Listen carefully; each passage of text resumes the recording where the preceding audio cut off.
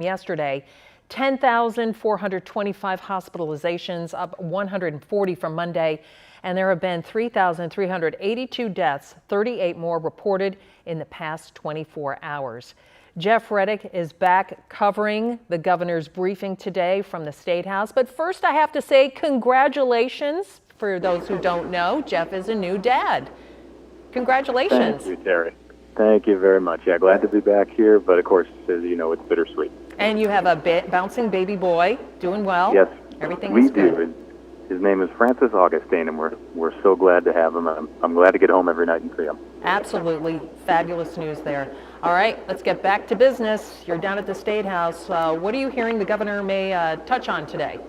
Well, one of the things, again, this has been a focus repeatedly over the past weeks and months is nursing home testing, getting in and making sure that, especially in these places where there could be outbreaks, you're identifying and getting in there and knowing who has the virus and who doesn't, especially as we start to see, Terry, these openings as far as outdoor visits with loved ones in nursing homes. That's something that is critical to the process, is testing in those nursing homes. Of course, there are many of them across the state. Even just in Franklin County, there are quite a few, and some, as we know, in Franklin County, Fairfield County, have had some issues from time to time containing the virus within the walls of the nursing home. So we do expect to see focus on that today. This past weekend, Dr. Deborah Birx from the White House Coronavirus Task Force told Station Ken, our anchor, that the virus seems to spread rapidly in bars and restaurants. And we've certainly had issues here in Columbus. And then a few hours ago on Good Morning America, Dr. Anthony Fauci said that he was worried about Ohio and our growing numbers in addition to several other states. It'll be interesting to see if the governor touches on that, because I believe he was in on that meeting with Dr. Birx just a few days ago.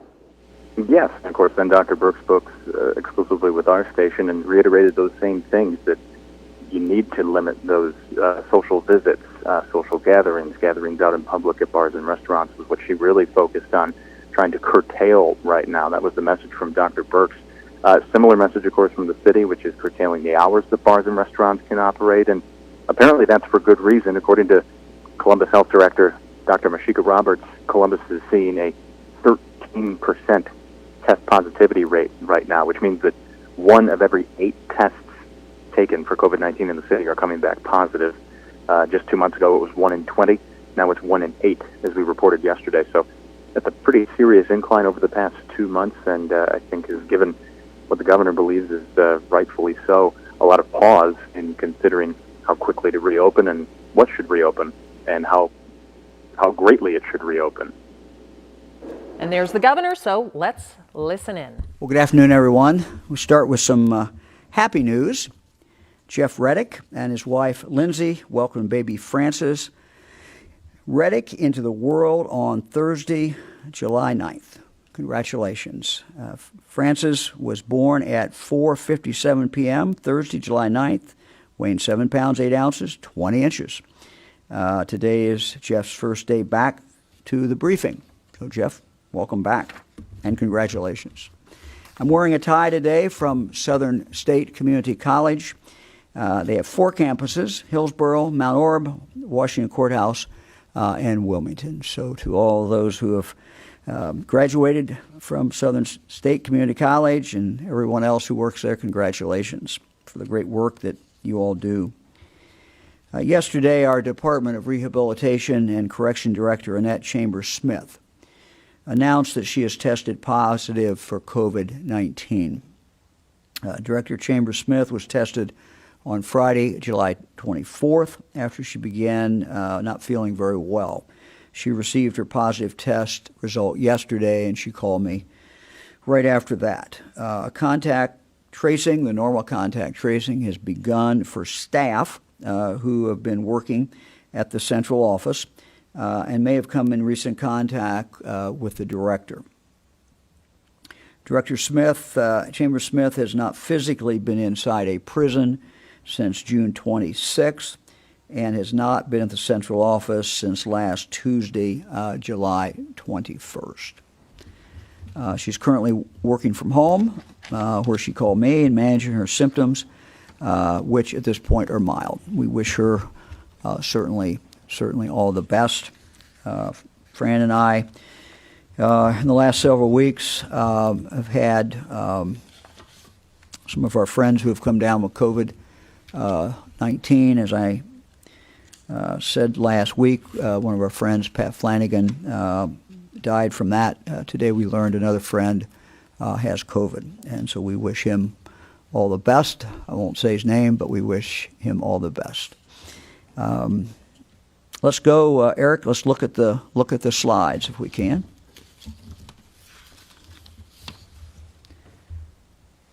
So we look at the numbers. The case numbers are kind of hovering around 13, 14, 1,500. As you can see below that, tragically, the deaths were 38 in the last 24 hours that were reported. Certainly is higher than the 21-day average. New hospitalizations, 140, that is higher than the 21-day average. And ICU admissions is up. Let's look at the current number who are in the hospital. Looking at the number of confirmed COVID-19 patients that are currently hospitalized in Ohio, we continue to see a consistent increase. As of today, we have 1,144 individuals who are currently hospitalized, compared to 1,024 on July 15th. So those numbers are certainly not going in the right direction for us. Eric, let's look at the next slide. This is some good news. And this is good news, and we certainly hope this trend continues. This chart shows the trend in emergency department visits. And as you recall, this is an early warning indicator. And as you can see, it went up for some time. It has now started to go down. We just hope that continues. This is displayed as a 7-day moving average, and it's also behind. And again, I would emphasize this. The number of COVID-related emergency department visits increased from late March through early May, then steadily declined until around June 11th. We then had a steady increase for about 1 month, with a peak around July 12th. Good news is that we're starting to see a decrease in the emergency department visits in recent days, and we hope that keeps up. Again, these are delayed numbers, but we're happy to see them start down. Let me just talk for a moment about maybe where we are, and it's always tough to tell exactly where we are, but we're looking at these numbers every single day. We believe we have started to see a plateau in some of these numbers, certainly not in all the numbers, but if you look at the cases, they have plateaued out for a while. We saw some increase on Saturday or Sunday, back down again a little bit. But this early warning one that we have up here is a good sign. So we're happy to see that, and I'll come back and talk about that a little bit later. Let's turn now to the fairs. I want to talk about our fairs. We have great fairs in the state of Ohio, independent fairs, county fairs. And our goal this summer was, in spite of the COVID-19, to try to hold these fairs. And our goal was to focus on our young people. The essence of county fairs is really the young people who are in 4-H, FFA, the young kids who are competing, not just those who raise lambs or steers or chickens or goats, but also those who might take in a project in rockets, a project in welding. Fran and I know a young lady from Greene County who a number of years ago, that's how she got interested in welding.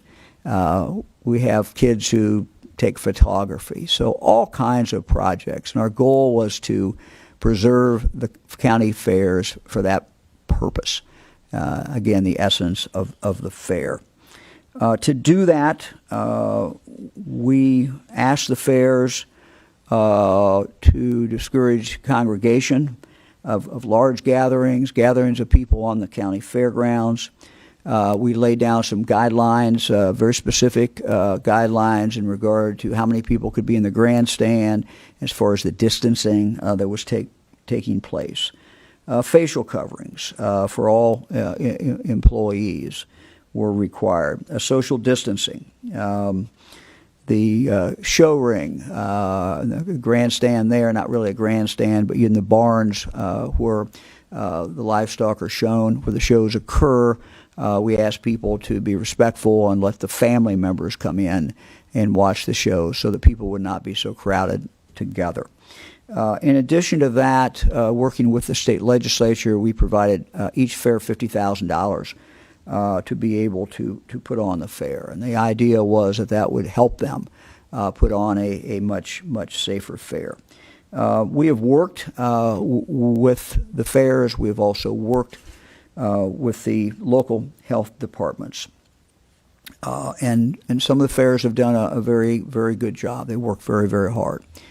But at this point, as we start to head into really the busiest part of the year, the summer, with the county fairs, it's become increasingly clear that we cannot have a regular, safe fair in the Ohio summer, the COVID summer of 2020, that we simply cannot do that. Therefore, we are we'll be making the order that will take all fairs going forward to junior fairs. I want to say again, a shout out. We're seeing some fairs that have done a very good job. Union County that has a junior fair. Some fairs elected to do junior fairs. Some decide to do full fairs. Union County, they're really working very hard, taking a lot of good safety measures to ensure that these fairs, their particular fair, is safe. Clark County, judges there are reinforcing by wearing masks and talking about masks. They're reinforcing the importance of masks. So there's good things going on out there. Yet we've seen outbreaks connected with fairs. We've seen a lack of distancing. We've seen even after the mask order was put on, we've seen fairs that clearly were not enforcing any kind of mask order at all. There have been pictures in the paper. There are pictures up on social media. And that's just a real shame. It's a real shame. So it's clear that we cannot have fairs that are safe, full fairs. So we will preserve the fair, the junior fairs, for livestock, photography, rockets, whatever, sewing. But going forward, no grandstand events, no rides, no games, no carnival, and a curfew with the exception of a show that might go later than that, or a reason to be on the fairgrounds, a curfew at 10 p.m. So all fairs that will be starting on July 31st and after, all fairs starting on July 31st and after will be a junior fair. And I think we've preserved the essence of the fairs, but I'm sorry that this simply did not work. We know that one fair had 19 people who tested positive for COVID. These people had all been to the county fair. 3 others who tested positive had been around someone who'd been at the fair. We now have an outbreak with connections to another fair with a couple confirmed cases, one probable, several other cases under investigation.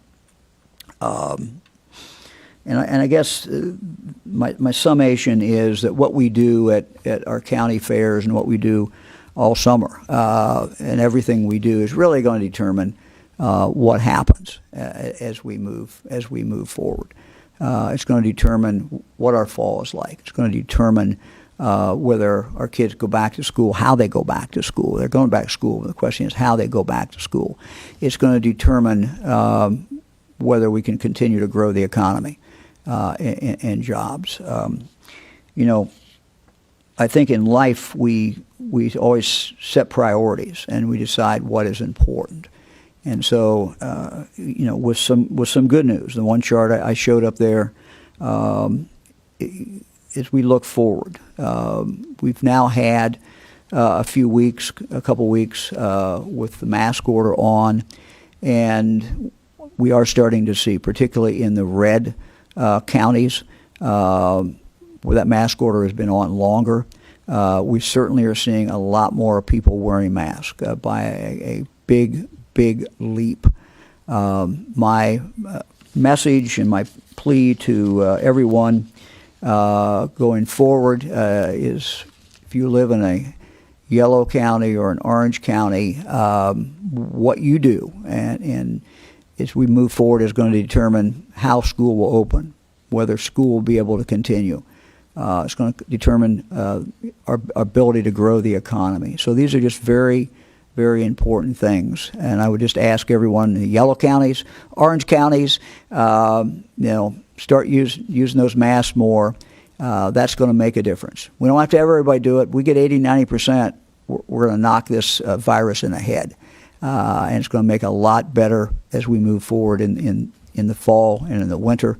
If you're concerned about concerned about playing football, run cross country, tennis, whatever they like to do, be in plays, all the things that we want our kids to be able to do and our grandkids to be able to do. What we do now is really going to determine whether these kids are able to do that. So we'd ask everybody to keep the mask on when you're out in public, and we can make some progress, and we'll continue to make the progress.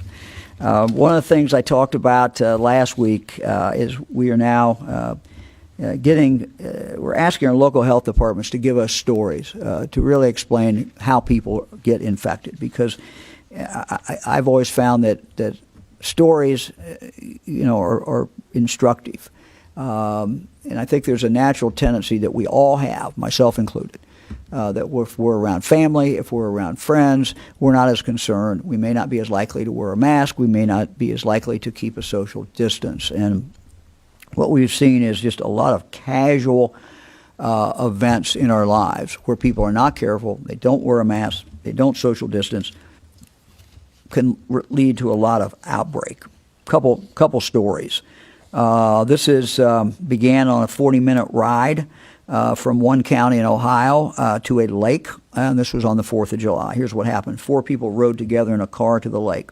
Dad, mom, their adult daughter, and a family friend. The family friend had the virus, but certainly did not know it. The family friend ended up infecting the dad, who ended up in the ICU in Pittsburgh. This dad has a business that had to temporarily close. 2 of his employees then tested positive. Their daughter also got sick. She had mild symptoms.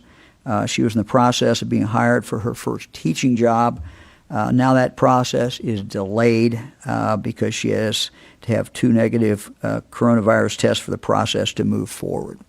Luckily, the mom didn't get sick. However, the reach of COVID-19 certainly did not even stop with that immediate family. The mom's mother in her 90s and 2 caregivers. The mom's mother's in her 90s. She has 2 caregivers who have been around the family after exposure. They both tested positive. One of those caregivers ended up in the ICU. A different patient who the caregiver also took care of, also in her 90s, also got sick. It just goes on and on. After testing positive, the family friend's employer had to temporarily close so that the other stylists who worked the salon could quarantine. Luckily, since they wore their masks, none of them got sick. However, the family friend passed the virus on to her husband. His business had to temporarily close while his employees quarantined. One of his employees was getting married and found out on her wedding day that she would need to quarantine. A different employee was on vacation and had to stay in the hotel for the rest of the vacation. Unbelievable. 10 people got sick. 2 people ended up in the ICU. 3 businesses were temporarily closed. Co-workers and family members were worried, inconvenienced, quarantined. The local health department team is still monitoring people who were exposed, and they expect to learn of additional COVID-19 cases stemming from that single car ride. Another example of how one person can infect others involves a birthday party in the eastern part, also in the eastern part of the state. A woman went to get tested, ultimately tested positive, but while waiting to receive her results, she decided to host her 50th birthday party with about 20 guests. 2 of those guests run a home daycare center. One of them tested positive, and they had to temporarily close the daycare. A different guest, who also works at a foster care group home for teenage girls, also tested positive. Now that foster care has 9 employees and 6 residents who have all tested positive. One of the teens is in the hospital. In another county, there is a charitable fundraiser in mid-July with 100 to 200 people in attendance. It was a poker run that had dinner afterwards with a band on site. To date, they've had 46 cases tied to this charitable event. 31 of these cases are people who attended the fundraiser. 11 cases are people who gave the illness, who they gave the illness to. 4 cases are still being investigated, but have ties to the event. Look, we don't bring these up to shame anybody or to say, they did something bad.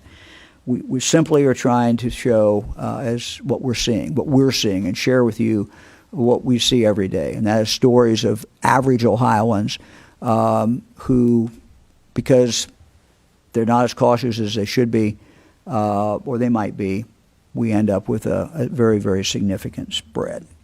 I think we can look at these stories as just instructive of how tough this virus is, how it spreads, and how it certainly spreads from people who have no idea that they have the virus at all. Let me turn to another subject. In March, Tourism Ohio launched a campaign to support our local businesses during these unprecedented times. And I know you've seen a lot of these ads up, along with the website ohio.org. Support local. The campaign has included television ads, which is I see a lot. This week, Tourism Ohio is launching a new ad in this campaign. The new TV commercial and digital ad encourages Ohioans to be safe while supporting local Ohio businesses by showing consumers wearing masks and social distancing and asking them to put safety first so you can make memories that last. Ohio is proud to be one of the first states to use our marketing advertising to show consumers and businesses being safe by washing hands, social distancing, and wearing masks. Let's take a look. Ohio businesses have shown amazing strength by changing to keep us safe. Now it's time for all of us to do our part so the places we love can stay open, like wearing masks, social distancing, and washing our hands. We're in this together, Ohio. Let's put safety first so we can make memories that last.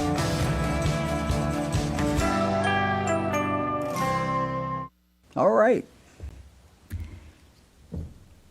Now, let me talk a little bit about child care. I know it's a subject that we've received a lot of inquiries about. People are obviously very, very interested, particularly with school about to start. Many school districts, of course, are moving to online, part-week options. What we're seeing from our schools is all kinds of different decisions, all kinds of different options.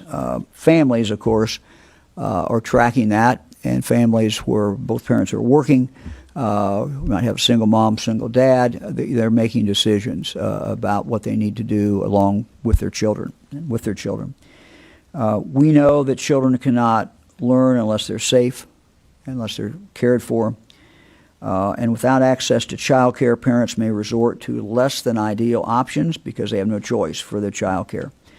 That might include relying on elderly grandfather, who would normally everything would be fine, except today they're at a much greater risk for COVID, and that would create certainly a great worry.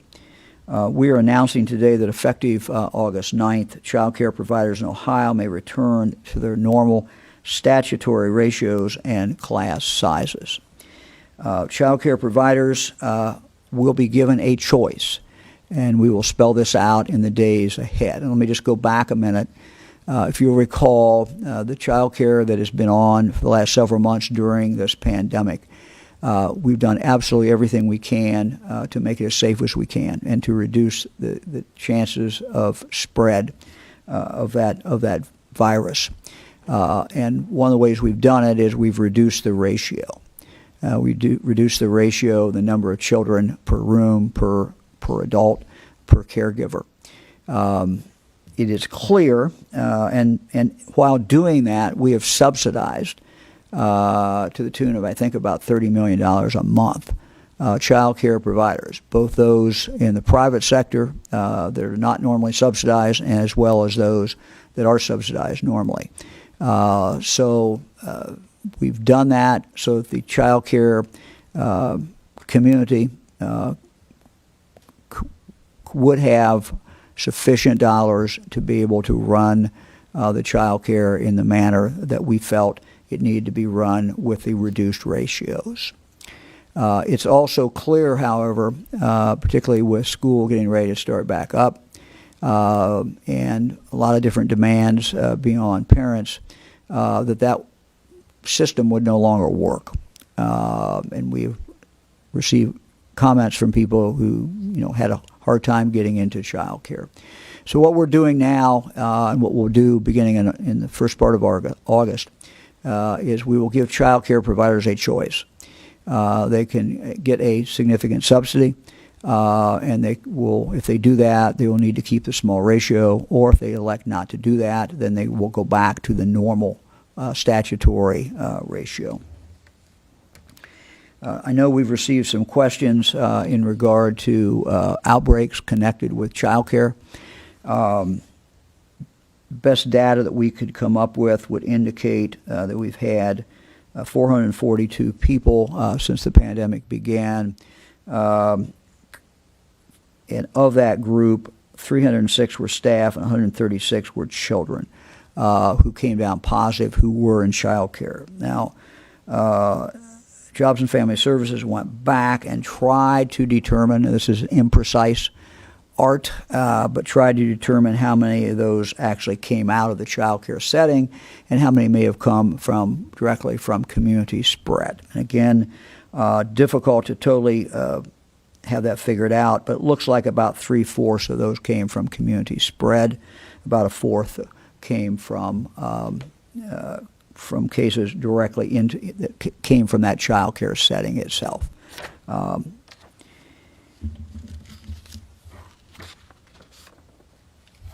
Even with increased classroom sizes, child care providers still have to comply with very stringent health and safety requirements. These include face coverings for all staff and children over 10, unless they have a health exemption. Symptom and temperature checks when staff and children arrive, washing hands throughout the day, including upon arrival and before departure, frequent cleaning of high-touch surfaces, and regular deep cleaning. Additionally, providers will report any COVID cases to the Department of Jobs and Family Services, as well, of course, to their local health department.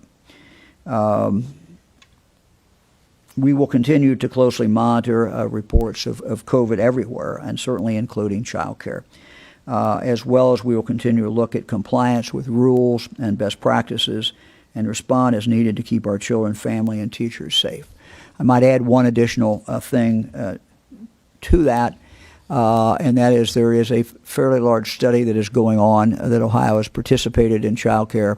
It is possible that data that will come back from that, and we do not have that data yet, may necessitate or indicate some additional changes. But we'll have to see that study. It's a quite large study, not just in Ohio, but across the country. But Ohio participated significantly in that study, and we anxiously await the results of that study. Let me just say to all our child care providers, those people who work every day, who are out there with our children, thank you.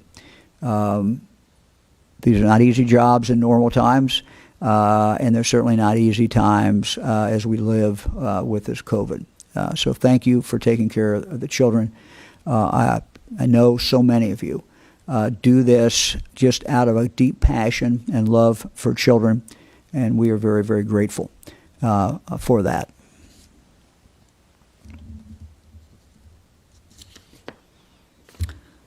We will ready to go to the questions.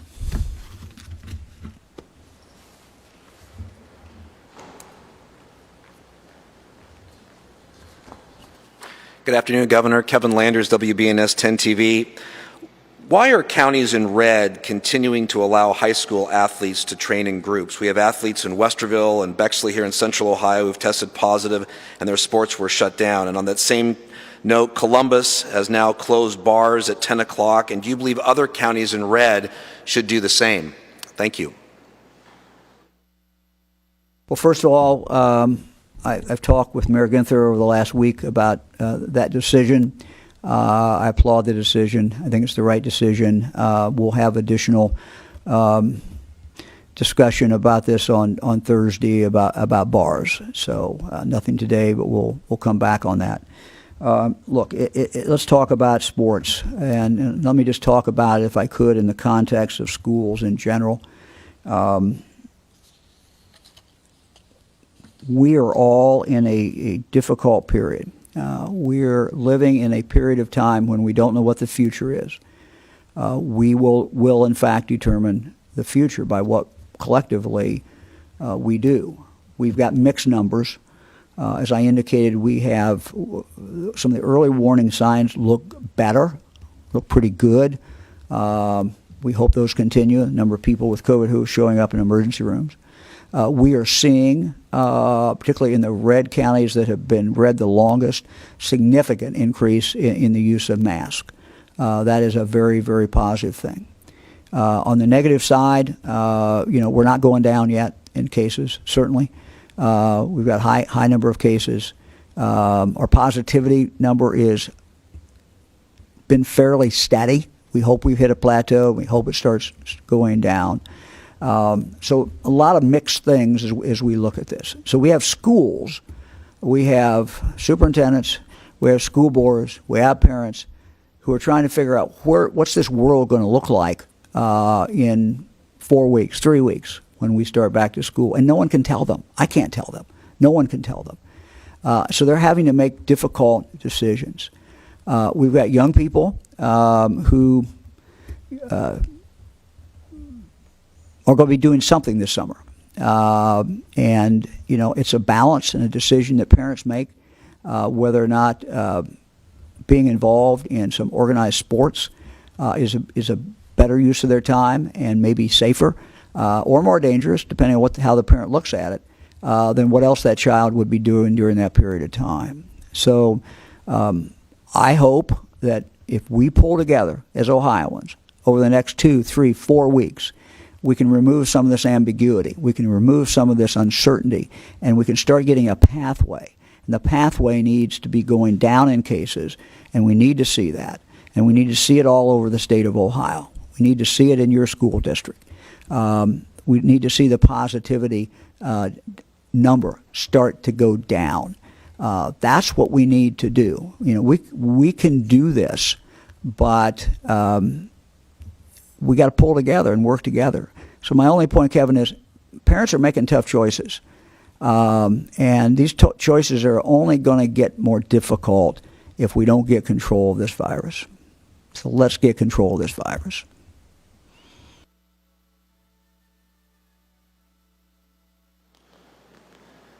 Good afternoon. Noah Blunda with Hannah News Service. Governor, today Columbus City Schools said it will start its school year virtually for the first 9 weeks. The Ohio Education Association just said they would like that to be the case for any purple or red county school building. Do you think those are wise decisions? And what are you going to be looking for to determine whether you would take action to send children back to all remote learning as you did in the fall? Well, that's a very good question. the answer I just gave is probably the best answer I can give, and that simply is that if we do what we need to do, we can start these numbers going in the right direction. We are at a crucial time. And these are tough decisions. Look, we got grandkids who live 5 miles from each other in one school, and the schools are about the same size. In one school, the decision was made for the first, what they describe as the first quarter, totally remote. The other school made the decision basically that you can be remote if you want to, but the norm is going to be back in school full time. I don't think any of us, frankly, have enough information at this point to know which one of those decisions is the right decision or the wrong decision. What we have done in regard to schools, we have a long, long history of schools making up their own decisions. We even let schools in this state decide when they start school. We let them decide all kinds of different things. And that's because we have such 600 and some school districts, very, very diverse, different situations, different kids, different parents, different cultures. And so we historically do that. Now, we've given them some very significant guidance, and we may add to some of that guidance on Thursday. But we've given them some guidance. But we've let that difficult decision about how they start back in or when they start back in up to them. If we get to the point where there's a clear answer and it's clear which way we should go, I think we've got kids in danger. If I see kids in danger in this state, and I know they're in danger, we will take action. But at this point, no one can say that one school district is making a wrong decision and the other school district is making a right decision. I think it's these are very tough and difficult decisions. The good thing that the schools are doing is that they all have looked at this as we need alternatives, and they are giving parents choices. So those are two very, very positive things that the schools are doing. But we could intervene, I may intervene, but certainly there's not enough data yet to make any kind of call like that. We're not in that position to do it or to judge and say that's wrong, that's right. Every day we get closer, we're going to know more. Hi, Governor. Max Philby with the Columbus Dispatch. Over the weekend, we and other media outlets reported that you were in meetings with Dr. Deborah Birx from the White House Task Force discussing the rise in positivity rates in places like Columbus and Cleveland. I'm wondering if you can tell us a little bit about how those meetings went and what your communication with the White House moving forward will be in terms of trying to lower those positivity rates. In fact, I've got a call at 3 o'clock, 22 minutes from now, with the Vice President and Dr. Birx and others at the White House, along with the other governors. We had a great discussion. We did it primarily virtually. She was in Columbus. She gave us kind of her take on what was going on. She has a concern about the Midwest, concern about Kentucky, Ohio, Indiana, rest of the Midwest. She shared some thoughts about that. The good thing about these meetings is that you can really kind of get down into the details. And so we had a very good discussion with her in regard to testing and some possibilities, things that she suggested.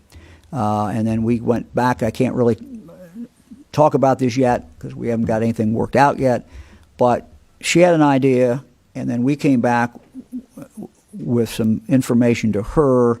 And so, we're going to continue to go back and forth with that discussion. But she was very engaged.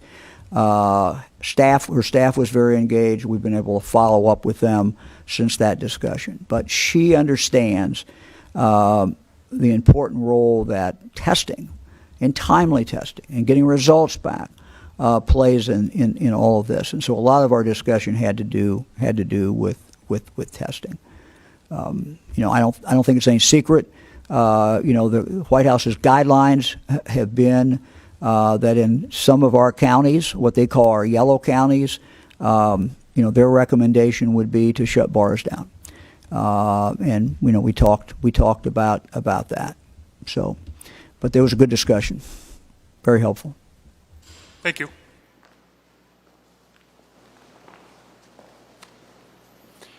Hi, Governor. Jim Audie from WHIO TV in Dayton. Switching gears here, I wanted to ask about what may be happening either next or eventually in response to the federal investigation here. To what degree, Governor, would you support reform legislation that would eliminate so-called dark money campaign groups, the 501c4s? It would eliminate that and add some sunshine to this, whether that's action here or elsewhere. Would you support that? What I have said, Jim, is I'm for as much openness as possible, but I don't want to mislead anybody who's watching this today. The mere existence of these dark groups is not illegal today. Virtually every race, statewide race today for a major office, not just in Ohio, but across the country, has an independent expenditure group. My guess is that there's not anybody who's running for the U.S. Senate, Democrat or Republican in this country, that doesn't have an independent expenditure group that has been set up. So, as we look at this, I think we have to distinguish between the allegations in regard to Mr. Householder, that part of those allegations that talk about something that's illegal, versus the mere existence of independent expenditure groups, which is not illegal. Your question is the right question. And your question is, okay, Mike, what would you favor? Look, I would favor total transparency, so the contributions that are given have to be disclosed. What I don't know, and I've asked my team to look at this, is what we can do based upon the U.S. Supreme Court case of Citizens United, which took a very expansive view of speech, political speech, and equated it to the expenditure of money. And not only that case, but subsequent interpretations of that case, whether or not, what kind of legislation that we could actually get through that would be constitutional. Because we have an obligation not to pass something that's not constitutional. So my commitment is the people of Ohio that we will do whatever we can to have more openness. And we will come back with a recommendation to the General Assembly. And I'm sure members of the General Assembly are looking at things of that nature as well they should. And we intend to work with the General Assembly on this. Thank you, Governor.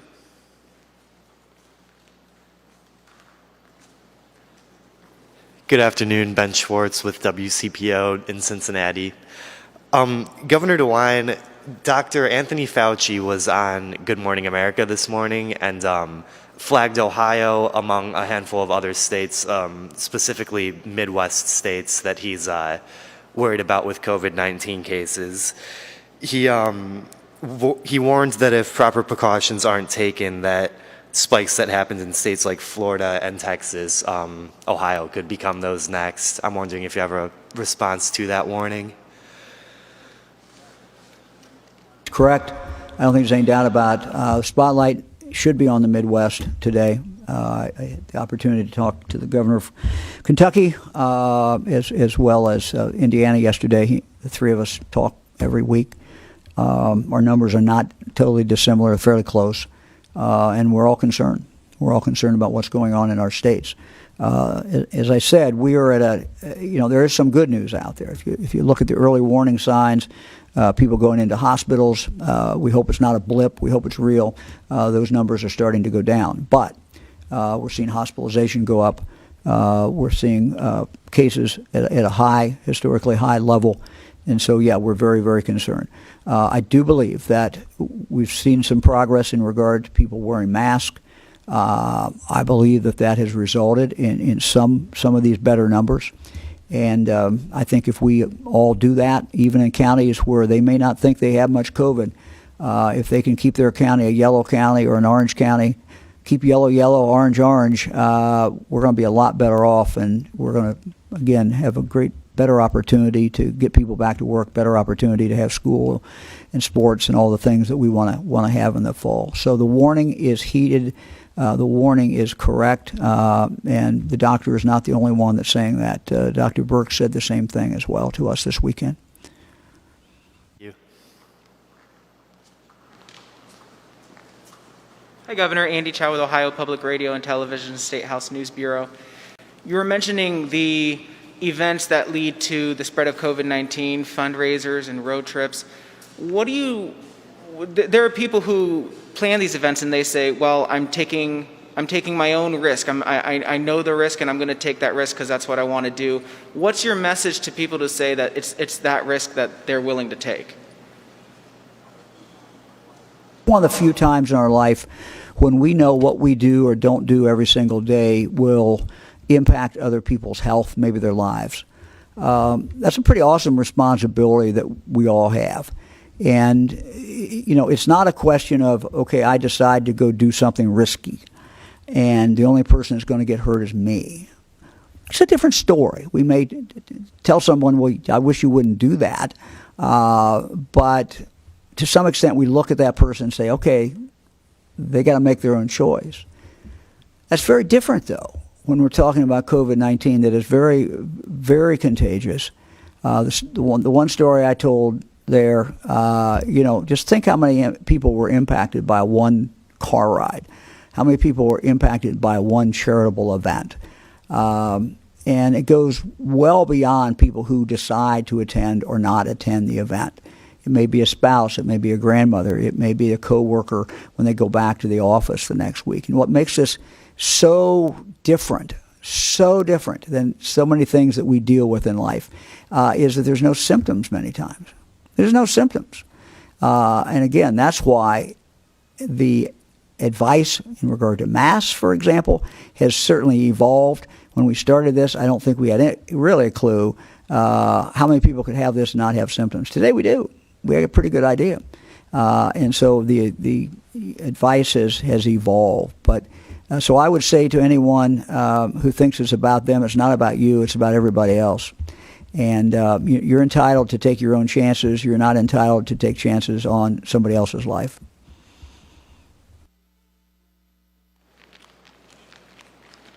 Good afternoon. This is Jackie Borchert from the Cincinnati Enquirer.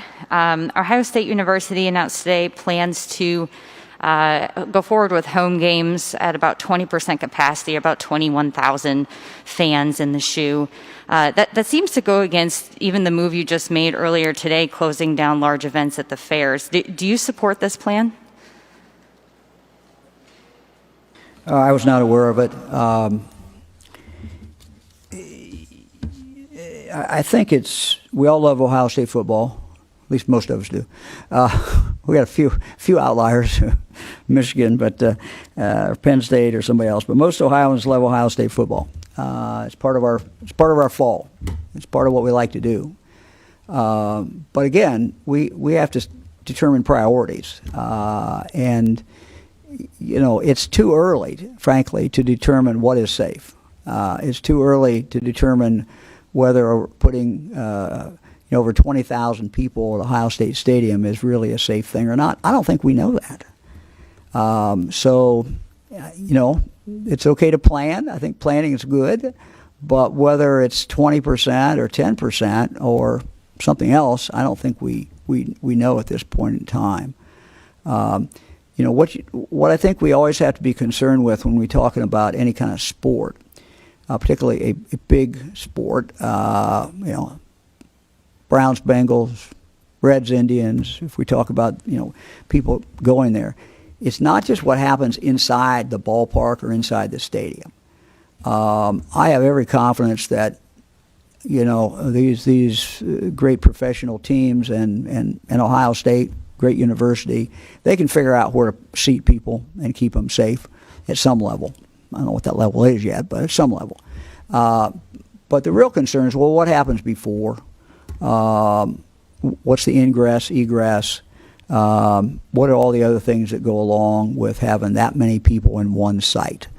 Even though it's a big place, it's still 20-some thousand people or 10,000 or whatever number we end up deciding upon. So I think, look, it's fine for Ohio State to plan. We all love to look at the schedule, and of course they've already taken off the non-Big Ten schedule. But we sure hope we have football in the fall. We sure hope we have a school in the fall. We hope our kids can play Friday night football in the fall and run cross country and do other things. Well, it's too early. We cannot tell. And we're going to, again, control that. And so for those who love Ohio State football, no matter what county you live in, if we can wear the mask and if we can be careful, it increases our odds. No guarantees in life, but it certainly increases our odds of being able to do that.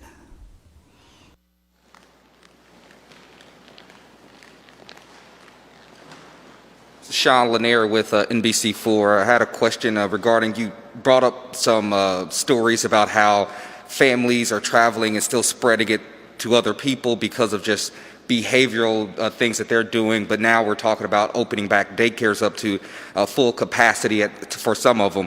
Any concerns with the children not being able to follow these behaviors of social distancing and spreading it to their families? Just explain a little bit of the thought process of getting them back to full capacity. Thank you for the question, because I don't think there's been few things that I've agonized over as much as child care. I became convinced that the alternative was children in unsafe conditions as people go back to work and as kids go back in the fall and other things happen. We had, for the summer, I think the safest child care in the country, at least by the regulations we have, the ratios we have. We were some of the most conservative, in the sense of conservative being safe, ratios. Now, I caught a lot of hell for that, and a lot of people, were upset. Certainly a lot of the child care providers were upset. We did subsidize some of them. We subsidized anybody that was doing that and anybody that was following that. But I became convinced that the alternative, and a lot of these choices are one choice or the other, neither one is exactly what you want, that the alternative of these kids not having a place to go, the grandparents taking kids, and particularly grandparents who might have a medical condition or might be older, and all the other things that were going on, that our daycare providers, who do a good job, were better able to take care of these kids. So then we looked at it and said, okay, how can we maybe continue some of these smaller ratios? And we came back with the idea that we would take money, and this is some of the CARES Act money, and we would subsidize some of these daycares. And basically, we would let the market control the daycares that wanted to operate under a smaller ratio, and we would give them the subsidy. That would be fine. The ones who would go back to what the statutory numbers are, in those particular cases, they would not get the subsidy. So this is the best that we could come up with in a very difficult situation. I asked our Jobs and Family Services to give me the numbers, and I read those numbers because, frankly, I wanted to see, how many kids out of and adults ended up with COVID, and so I gave you those numbers earlier on, and I wanted to be able to look at that. We also, as I said, are participating in a sort of first of its kind study, a very large study, that is aimed at our child care workers. And the study compares child care workers who, when the pandemic hit, went home. Were no longer, their child care facility closed, they didn't work, they went home, versus those who stayed and continued to work. And so that study is trying to track both of them, and frankly is trying to see what increased risk they have by working in child care. because if you talk about the risks are a kid gets sick and then takes that home to the family, and you have family spread and community spread. But the other risk is to that child care worker. That child care worker who may be obese, that child care worker who may be older, that child care worker who may have diabetes, any kind of additional medical problem.